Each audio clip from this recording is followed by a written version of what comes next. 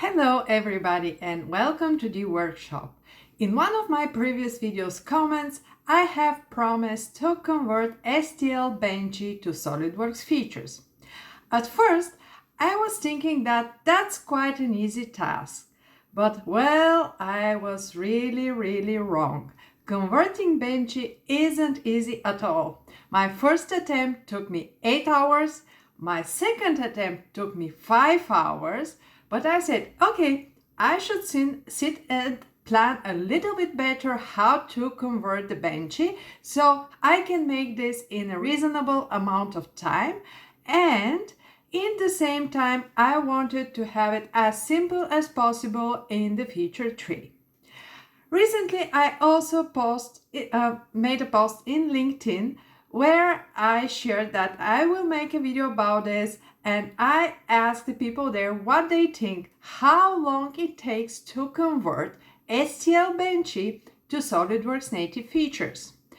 There was one person that was really confident that can do it in 1 hour, and I said, oh, please do it. If you do it, I will really make so to you. So he didn't succeed. He made exactly the same mistake like I did, underestimating the Benchy. But let's have a look first on the few major mistakes I did, probably he did too, thinking that Benchy is really easy to convert. First, you see the simple shape on the top of the boat that you can make from really basic SOLIDWORKS features, and then you have the hull. And you think that you can make the boat hull quite easily by making a surface in the normal way or using scan to 3D features and converting that part. However, what I didn't notice in the past is that the hull is not so complex as a shape, but it's really not so easy to divide it from all the additional features it has, like the top rim of the boat, that it's a bit wider, there are tons of fillets all around. You have also the label, the sign on the back side of the Benchy that has also a text on it, and all this information is actually confusing the software how to convert it.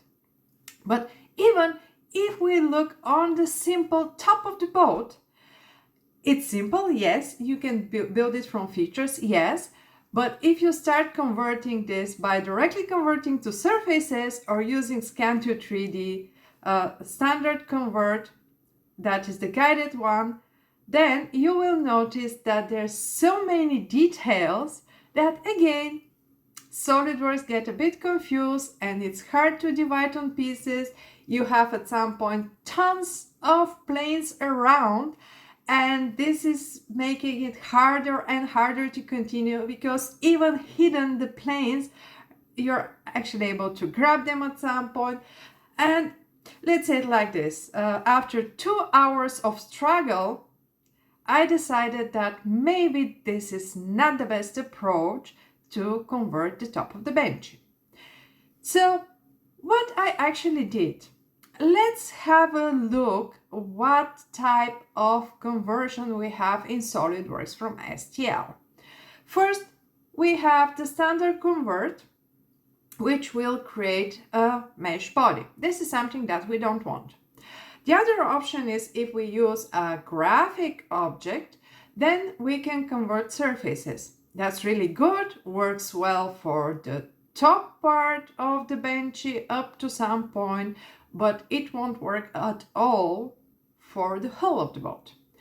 So then we have the scan to 3D guided creation. In scan to 3D guided creation, as I said, you will spend really a lot of time to divide the boat in pieces so you can convert easily. And at the end you will have a huge feature tree full with surface features. So this is not very convenient, easy to break everything, and at the end it takes a lot of time and a lot of frustration, something we want to avoid. So what I decided to do is to use the last type of conversion that we have in SolidWorks with the help of Scan to 3D. It's not so popular, but there are cases in which you will need exactly this. I have never had the video about this type of conversion, and it's actually really great that this was the best way to make the top of the Benchy, because now I can show you a new way to convert imported STL into SolidWorks feature. So let's have a look what actually I'm doing here. The last way to convert a STL into SolidWorks features is by building based on references toward our STL file. As we said, the top part of the boat is quite simple and we can use standard features to build it. Not only that we can use the standard features to build it, it's much easier if we use standard features to build it. What we have to do is to add some 3D sketches that will snap to the points in the mesh bodies. We should plan where to put lines, arcs, etc. So we can convert this later to normal sketches and build a solid body out of it. So these are the steps I did. I start by adding points to all critical areas on the storage side. As you can see, you place the points, they snap to the vertices that are part of the mesh, but they don't create any relation. And it will stay like this. Next thing I do is create a plane that is coincident to the section, which is the lower section of the storage area, and that's the end of the flat area. Why I do this? Because we have a straight going up and then we have angled going down. Once I did this type of plane, I have created a sketch with lines that are coincident to the points of the 3D sketch I have already. Then I extrude in the up direction straight and in the lower direction with an angle corresponding to the angle that we have. The next step I did is to add the cutout inside by drawing a normal rectangle, snap to the points of the 3D sketch again on the top, most top face, and then I give extrude cut up to vertex, and this vertex is actually a point from our 3D sketch. And of course the next step will be to add the fillets on the edges, and we can say that more or less our storage area is ready. We should move one of the faces in direction of the cabin, but we can do this later. Then, using the same approach, I create a 3D sketch for the cabin where I add some lines on the edges which are of the two sides of the fillet.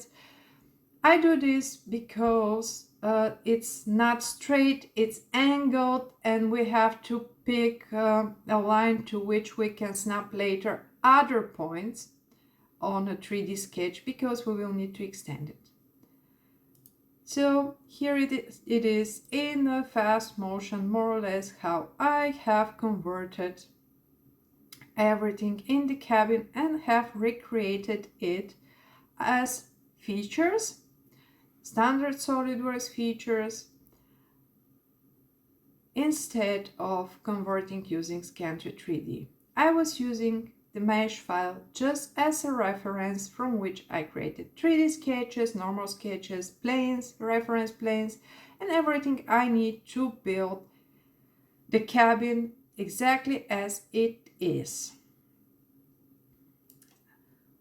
This took me about 40 minutes compared with more than an hour for the cabin itself if I was using Scan to 3D convert with guided creation.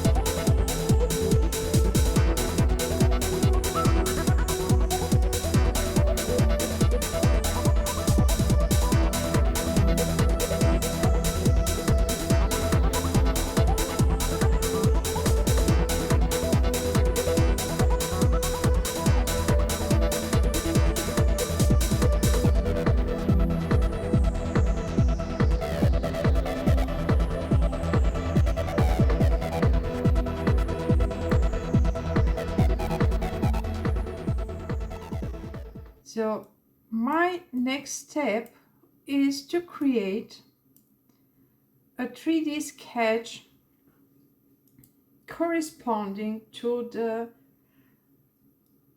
bottom, I would say, of the boat,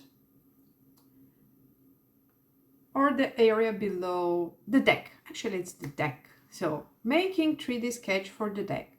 Then I go to the front plane and draw a sketch. The deck is made out just of straight lines, so I add a straight line that is coincident to the point of the 3D sketch, or the 2 points. Then the other and the other straight line. I make also the radius at the edges, which I will check later to be exact as the boat, and make extrude surface out of it. Once I make the extrude surface, which is a bit wider than the boat, I delete some faces of the cabin, and then I use trim surface to create one surface body out of the cabin and the storage area. As you can see at the beginning, it was not working properly. I needed to move a bit some faces, and then I performed again delete face and use the extrude surface and the newly created surface out of the cabin with the mutual trim surface to create the top part actually of the boat.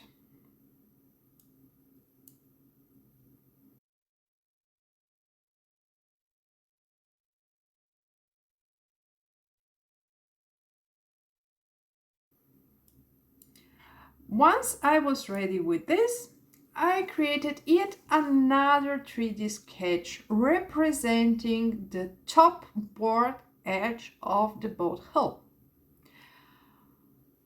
Here it's a bit more complicated because we have one arc and two straight lines, but it's not as hard to do as the 3 lines only. Once I did this, I offset this line at a distance which I visually check with the mesh itself and adjust all the radiuses that we have, because here there is something specific of the boat, and that is one of the radiuses was manually changed. So it's not an offset radius, it was manually changed to create the top edge of the boat. Once I did it, I create 2 extrude surfaces out of this, and then we're going to the boat hull, which will be converted with Scan to 3D. To be easier, what we do is in the surface wizard, first we divide the boat in 2 pieces or 2 halves. We don't want to work with the whole boat. It's much easier to work with the 2 halves. Then we adjust the pieces of this half that we want to work with. And our goal is to have at the end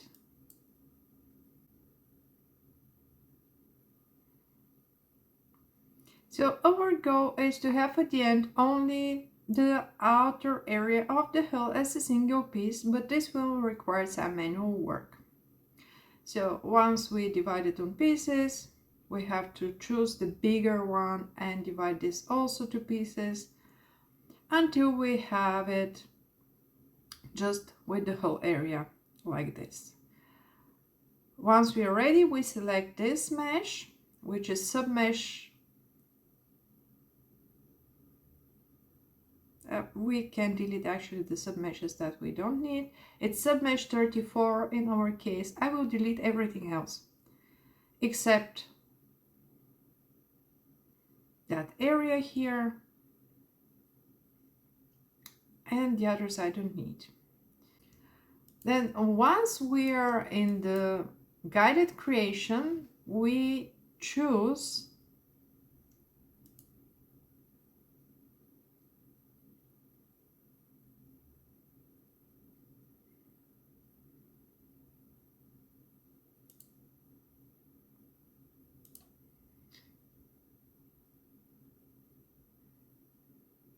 spline surface, then adjust the number of segments in U direction and in V direction, hit the rebuild surface, mark display deviation analysis so we can see visually what's the difference, and we check the numbers. Sometimes less segments will give a smaller number, so smaller deviation than the bigger numbers. Once we are happy, like max deviation of 0.048301 is quite good. We check display deviation analysis. We will see in what area we have this. And you can see most of the surface is absolutely accurate for the boat hull. Once we have it, we can finish with the surface wizard, mirror this surface,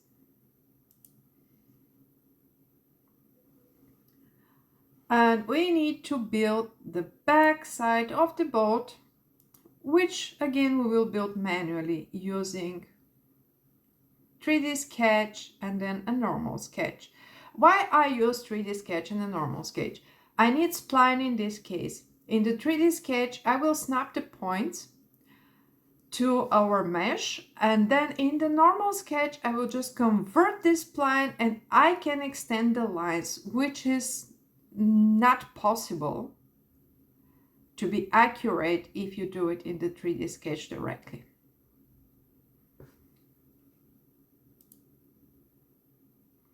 Once we build the extrude surface in both directions, we need to create also a bottom surface. This will be a planar one. We can show now our bolt hole parts, the outer ones. And from this we can create the base of our bolt hole using trim surface.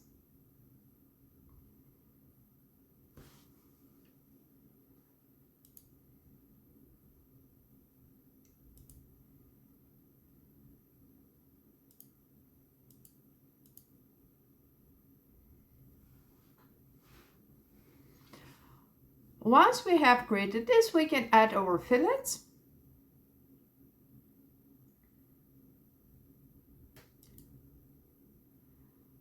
Then we can use the extrude surfaces we have created earlier to cut the inner and the outer part of the bolt hole. The inner part, of course, is offset surface, nothing special. We use this to trim the inner first with the higher extruded face. We cut the inner one. And we should receive that shape representing the inner part of the bolt.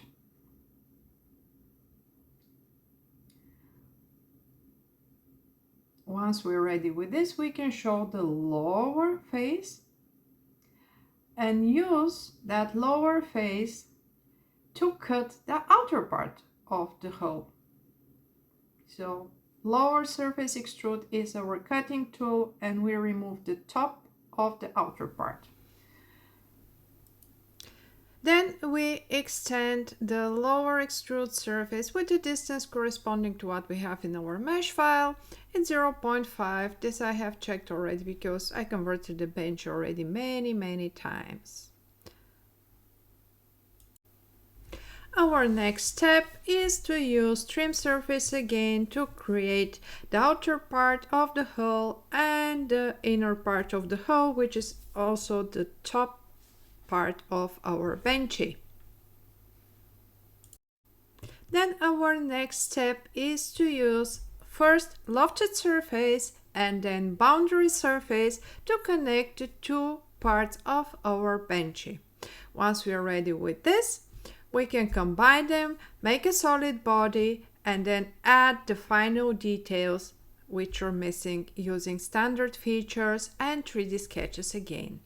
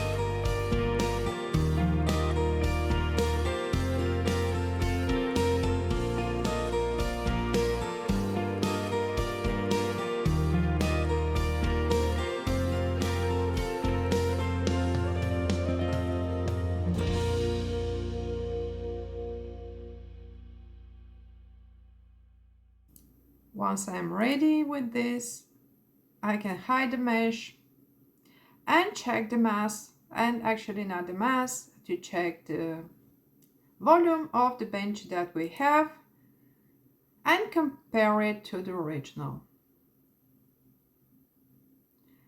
15,586 we have. Now let's see the converted.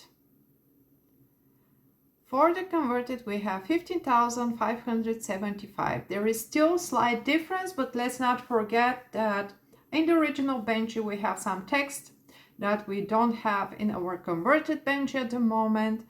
And of course I can add some text for myself here.